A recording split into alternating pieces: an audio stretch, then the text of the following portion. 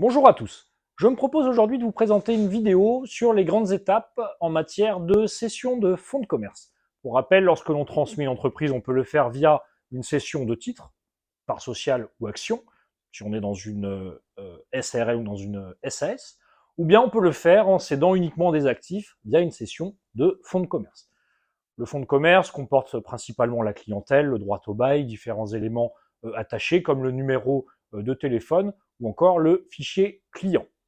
Lorsque l'on transmet un fonds de commerce, généralement, on signe tout d'abord un compromis qui comporte des conditions suspensives.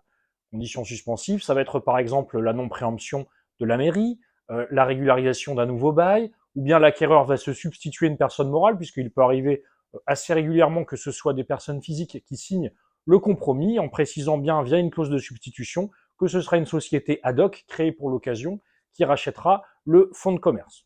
Ensuite, une fois que le compromis est signé, les parties vont procéder à la levée des conditions suspensives. Donc ce sera généralement l'octroi de l'emprunt, l'information de la mairie qui ne préemptera pas, la création, comme je l'indiquais il y a quelques instants, de la société qui va racheter le fonds de commerce. On va lever également un état de nantissement pour vérifier qu'il n'y ait pas trop de créanciers inscrits. Et une fois que toutes ces conditions suspensives auront été levées, on va pouvoir préparer un acte réitératif. Donc entre le compromis et l'acte réitératif, en pareille situation, il s'écoule bien souvent un délai d'à peu près 3 mois, ça peut être plus, ça peut être un petit peu moins, mais c'est à peu près le délai d'usage. Et on signera ensuite l'acte définitif de cession. Dans la suite de cela, il y aura différentes formalités, avec notamment l'enregistrement aux impôts de l'acte de cession.